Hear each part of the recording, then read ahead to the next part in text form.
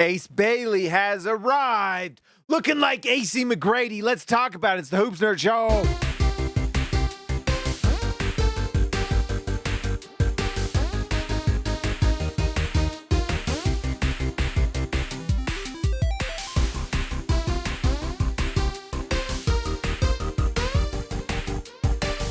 All right, guys. The haters have been quieted. The doubters have been dismissed. Ace Bailey has arrived for the Utah Jazz, and it was excellent tonight. There was a lot to be happy about if you're a Jazz fan. First off, this game was hectic, and you got to give credit to the Memphis Grizzlies, who came out in this summer league game absolutely just trying to just create as much chaos and defensive advantage as they could. It was a great test for this Utah Jazz team, and I'll be honest, some players passed and some did not. There's a lot to talk about in this one. I guess, do we talk about Ace Bailey now, later? Do we talk about him now and later? Do we just talk about him the whole time? Yeah. I want to talk a little bit about a few things and then we'll get to Ace. Elijah Harkless played better tonight. It was the player that I was really disappointed with was Isaiah Collier. Anyone who goes and looks at the box score, they might see 5 for 8 from the field. He took 1 3 and missed it. I could not have been more disappointed with how Isaiah Collier played tonight. He ended the game with 5 assists and 3 steals. And if you look at that, you'd be like, oh, that's pretty good. It was the most selfish play I've seen in like a while. I was so disappointed. It was so clear that he had one goal tonight, and that was to score the ball and to try to get to the basket. That's all he was doing. He was not looking to set up the offense. He was not looking to set up others. I'm actually pretty shocked he had 5 assists tonight. Let's see. I got to make sure. Is this the right? Yeah, it's the Memphis Grizzlies. That's tonight. I want to make sure, guys, because identical assists tonight for Walter Clayton Jr. as last night. Yep, 6 assists for Walter Clayton Jr. It was not good from Isaiah Collier, and if he is going to do that, he is going to lose minutes, and he is going to lose time on the floor with this Jazz team as they get better, because it was bad. It was just selfish basketball, not playing within the offense, not setting up his teammates. I don't know what the deal is, but it was not good. And, you know, I like Isaiah Collier and some of the things he does. He's tough. He plays hard. You got to love the speed and strength and things like that. But the shooting's got to be better, and he's not focused on the shooting. And I think he could get better, but maybe I don't know. I just was really disappointed. And I'm going to talk about that and why it was really impressive for what Ace Bailey did tonight, considering how selfish Isaiah Collier was. It was not great. Let's see. Kyle Filipowski, not great tonight as well. Although he did end with 13 rebounds, 11 points. He did have a better second half. He was putrid in the first half. Just terrible. Terrible, terrible, terrible. And so Filipowski does better in the second half, but man, he just does not have the defensive presence that you would want. It's just not great. Ace to the place. Is that KG10? I forgot the name already. It was just not. It was not good. And I don't know. There's not a lot of. Want to come out so strong. Bryce Sensabaugh. Let's just talk about Bryce. He was. His shooting is incredible. It really is. Like, he has one skill right now, and he does it extremely well, and that is shoot the ball, specifically the 3. He is just a phenomenal shooter, and some of the numbers from his shooting last season, just overall in the NBA, he actually is showing up big time percentages-wise in the league. Like, he's up there with, like you look at the percentages and the volume, and it's like Curry he's on that same level. It's crazy. Pretty eye-opening stuff. It's kind of all he does. But he did it well tonight. He did some other scoring tonight, which was nice to see. He did take 14 shots. 6 for 9 from 3, though. Nice. And then 9 for 14 from the field overall. Just the scoring was really, really good for him. He's just got to figure out how to be better. And one thing that he did do that I guess we just got to talk about it a little bit is, well, he improved it in the second half, but he did it again. It is crazy how much he turns the ball over. KG3 to THO is retired. It's now ace to the place. Sensabaugh shoots it well. He turned it over 5 times, and it was like in the first quarter, guys. It was just like, holy smokes. And part of that was the Grizzlies just going crazy, and there's no foul limit in Summer League, so some of this is probably a little inflated, but it's just, he's got to figure out a way to not turn the ball over. If he cannot turn the ball over and just be a scorer, there's no reason why he can't be like, who's the player that shoots the ball so well? I forgot his name. The really good shooter that went to the Golden State Warriors this year. I can think of his face. Why can't I think of his name? Anyways, he can become an elite shooter for this Jazz team. He's just got to stop turning the ball over. And if he can be a positive player on the defensive end too, then you've got yourself a shooting guard that can be really great for you. Really great. If you can shoot the ball like that and spread the floor, that just helps out everyone else. So it's nice to see. I don't think we need to see much more of Bryce Sensabaugh. We've seen what we need to, unless the Jazz want him to develop the other aspects of his game. But I think he'll be able to get that just in the NBA game. I don't know if there's really a lot else we need to see from Sensabaugh. It's nice to see. He is a proven scorer at this point. And so the goal for Sensabaugh at this point, it breaks the Summer League record, 37 points, which is awesome. He was also a team leading minus 12. Stop turning the ball over and defend. And if he can do that, then you've got yourself a real weapon. Buddy Hield. That's who I would compare him to. There's no reason why he can't be Buddy Hield. Why can't he be Buddy Hield, right?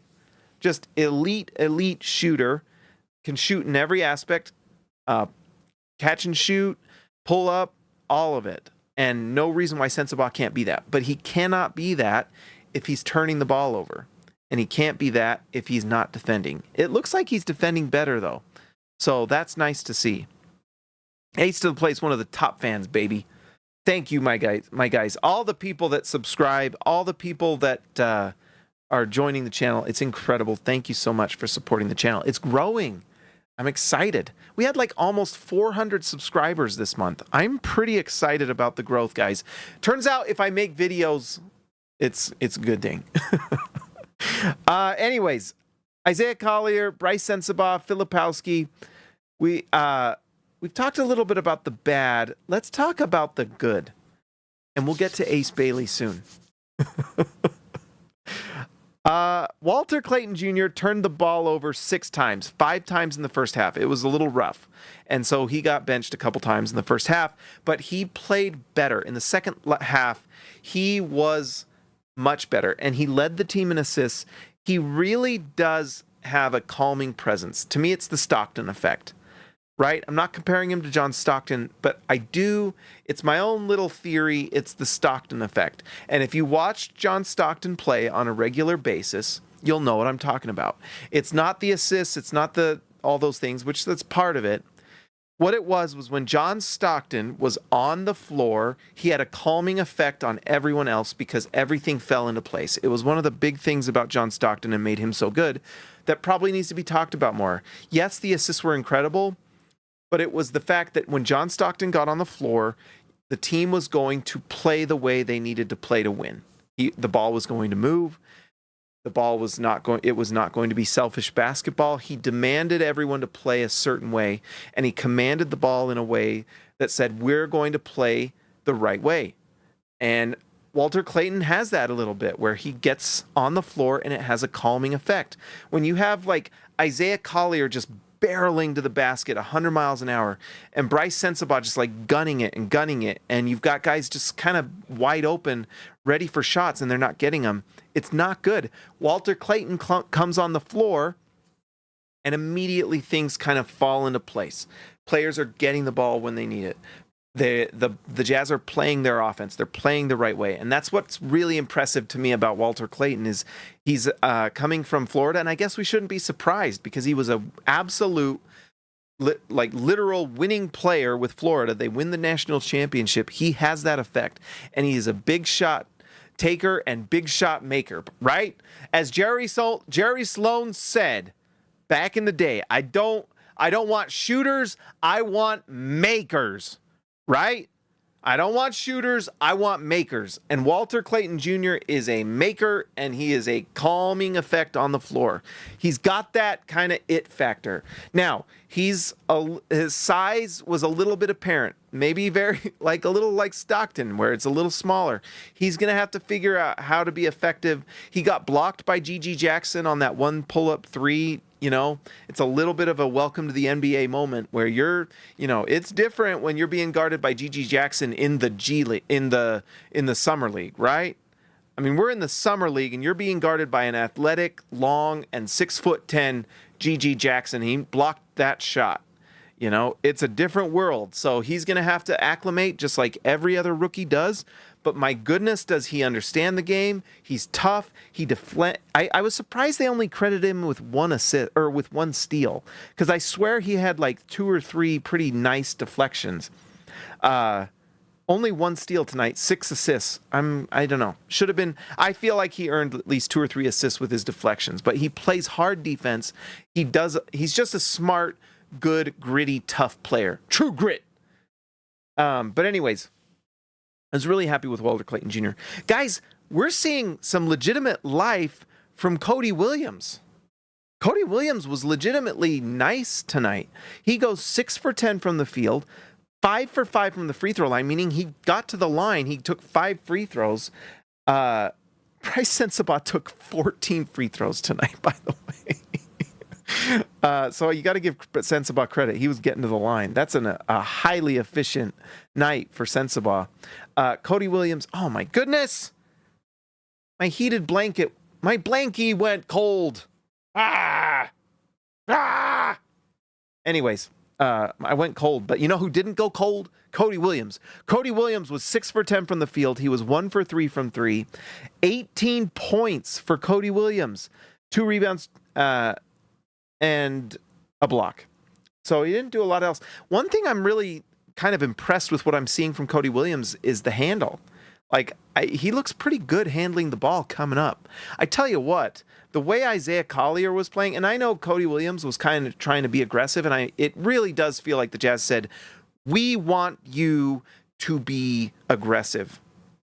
And he's showing it. And what's nice is that it's been effective. He's not getting played off the floor. I felt like he played pretty decently last game, too. So this is nice to see Cody Williams doing well, doing pretty well. 60% from the field, not bad at all. You could say that's good. And then, just having a nice presence on the floor. He was a +6, the only one who had a better plus-minus, which, by the way, speaks to how nice he played. The Stockton effect, Walter Clayton Jr. Walter Clayton Jr. and Cody Williams, along with Elijah Harkless, give Elijah Harkless some credit tonight for bouncing back, led the team in plus-minus. So really nice to see. And you can just see, it's not going to be that difficult for Cody Williams to become an effective NBA player. He's got the length. He's got the size. Tonight and in this game, we're seeing that he's got a handle. He can actually handle the ball. If he's playing with aggressiveness and confidence, if the shooting comes around, you've got yourself a player, because he's long and he defends pretty well. And so if you have players on the floor like Cody Williams, Ace Bailey, Taylor Hendricks, if these guys are on the floor, you've got length, you've got size, you've got athleticism. It doesn't take very long for the defense for Utah to turn around and become something much better. Last 2 seasons, Utah Jazz ranked number 30 in the NBA in defensive efficiency, the worst defense in the NBA. You can see what Utah's trying to do. It's why getting Ace Bailey was an absolute miracle. Everyone talks about the scoring and the difficult shot taking, but Ace Bailey had a positive effect with Rutgers on the defensive end of the floor, and we're seeing that now with the Jazz. He's a good defender. For Utah, you start filling the team with those types of players, all of a sudden things get really interesting. I mean, I don't know what's going to happen. I don't think Utah's done. By the way, I guess I need to make a video about about the John Collins trade, which I loved. But you look at a lineup of Cody Williams, Ace Bailey, Taylor Hendricks, Walker Kessler.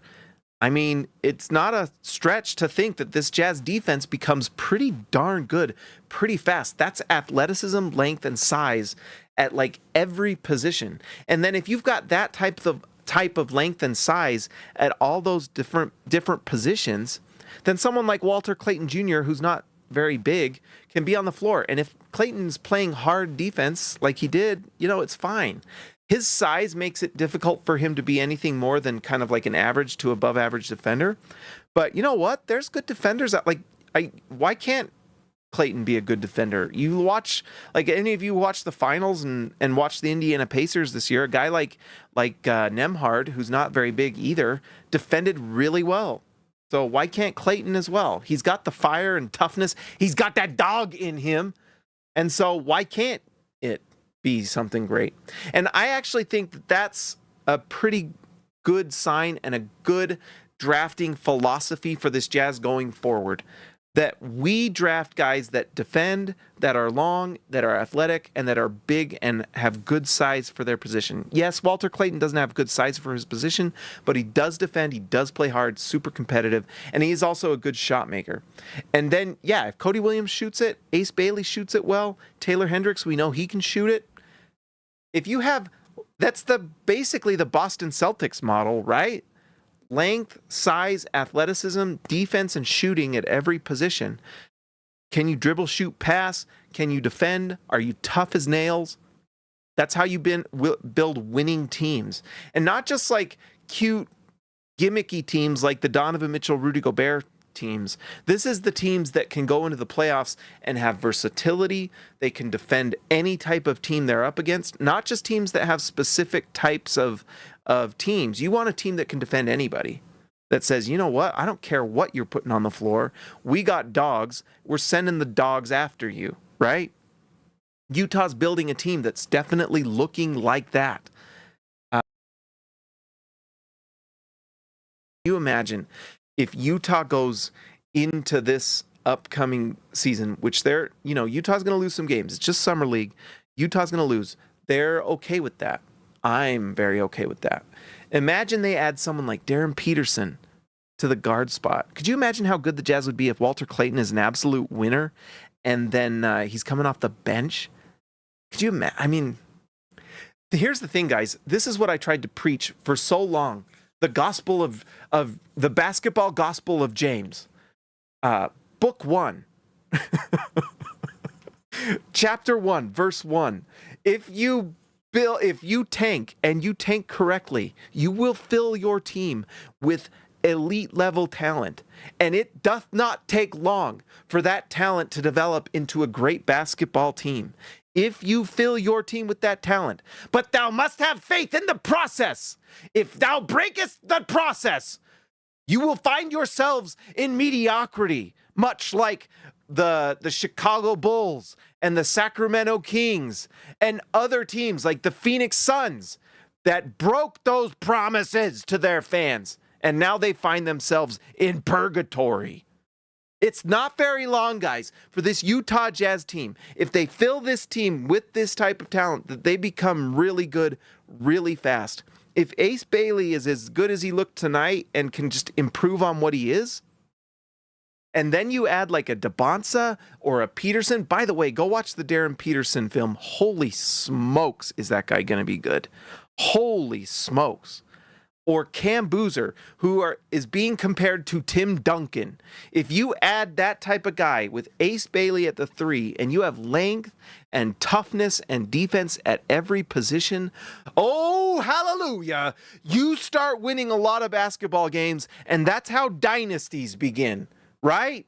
And then if Utah gets this top guy next year, they will have cap space based off of the trades they have been doing. They will have open cap space. So Darren Peterson joins the Jazz, and he's the lead guard. And you've got Ace Bailey. Oh, my gosh. Oh, my gosh. I don't even want to say it because I don't want to jinx it. But if you've got Darren Peterson leading the way, looking like a more athletic Shai Gilgeous-Alexander out there, with Ace Bailey on the wing, and then you've got more like just Taylor Hendricks and all these different athletic players shooting the ball, defending. And then you go into cap space and you're filling in the gaps with your cap space. You're building the team you need to build to win. And then guess what? 2027, you've got the Lakers pick coming in. You've got 2028, you've got the swaps with Cleveland, and you've got the swaps with Minnesota. And you've got your own pick in 2028, and one of those hits, and then the 2031 Suns pick, all of a sudden Utah starts looking like the Oklahoma City Thunder this year, very quickly, where you've got absolute dogs at every position. You've got talent, young, athletic, dominant talent, and then you just kind of run through the Western Conference. You just bulldoze teams, and you're just better than everybody. And that's what the Jazz are building. It's exciting. If we get that top 3 pick this year, guys, you're looking at dynasty. Dynasty!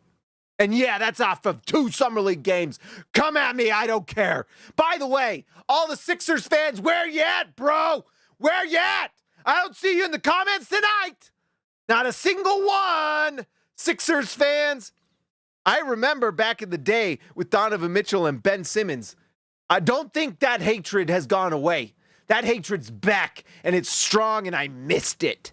Get in them comments. Say what you will. Ace Bailey's arrived, baby. He's arrived.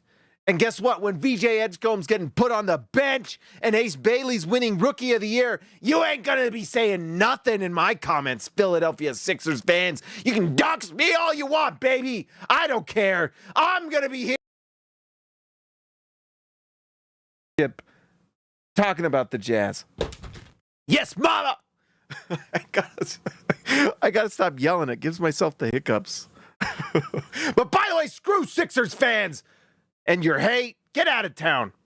Just kidding. If you want to watch the channel, that's great. All right. It's time. It's time. Yeah.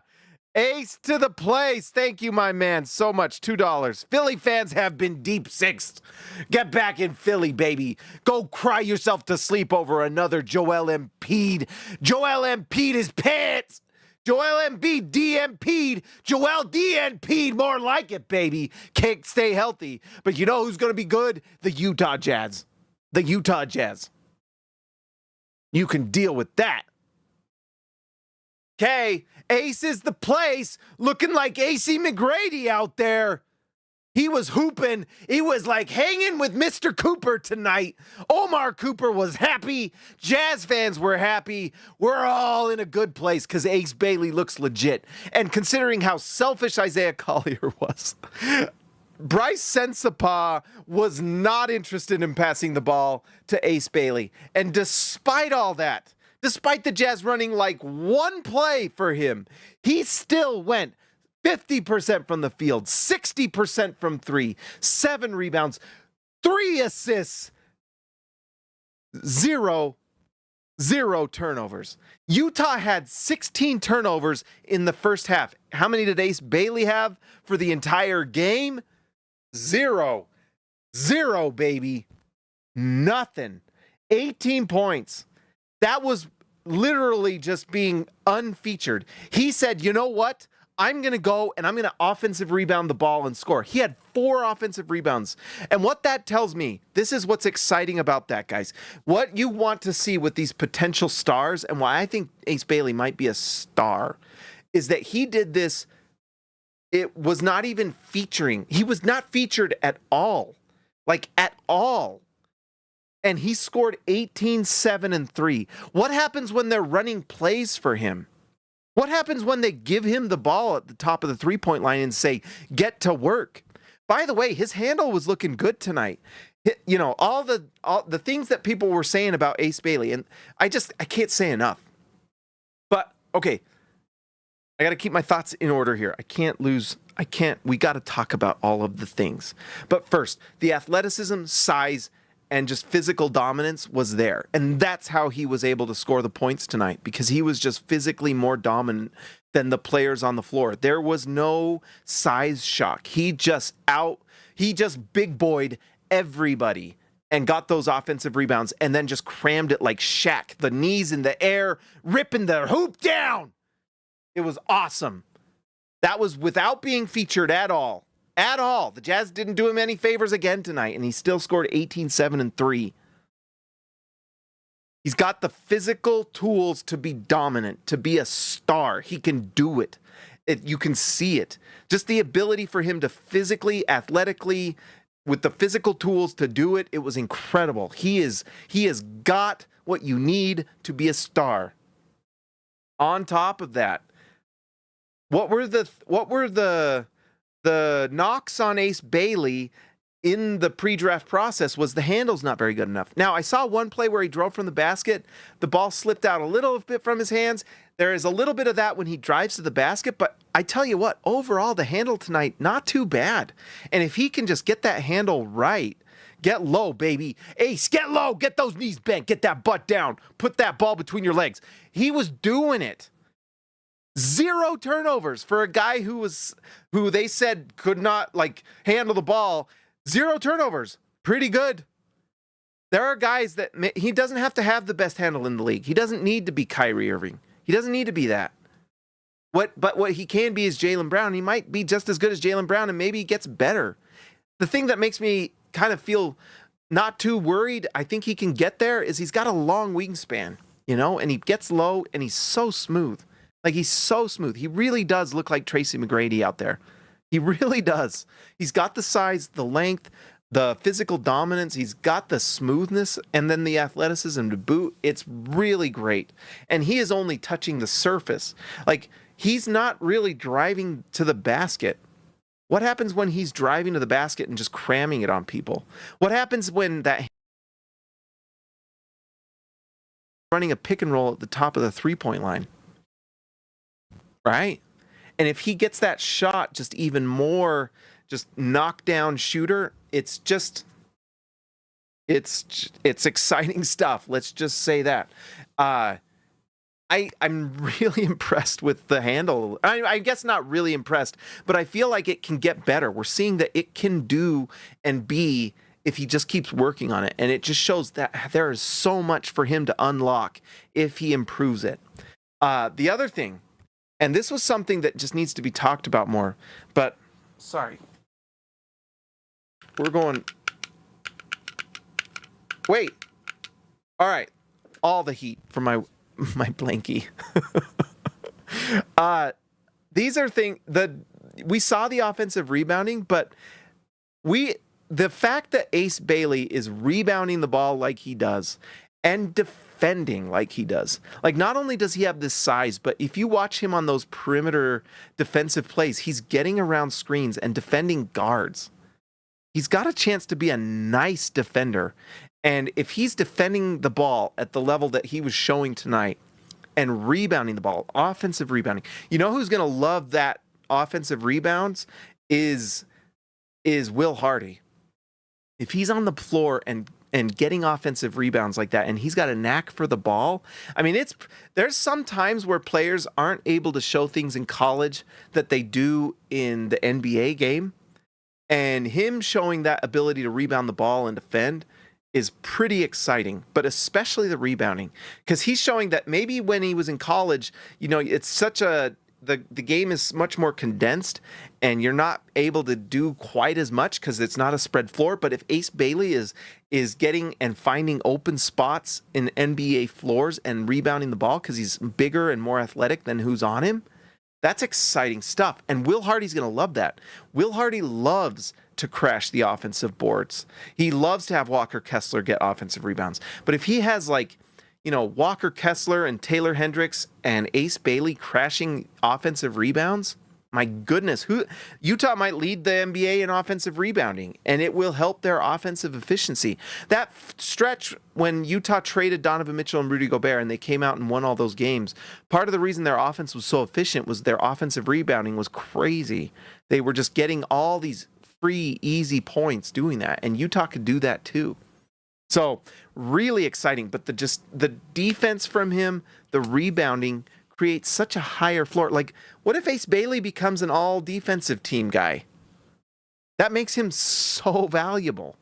You know, and if he figures out all the different elements of his offensive game, the handle, one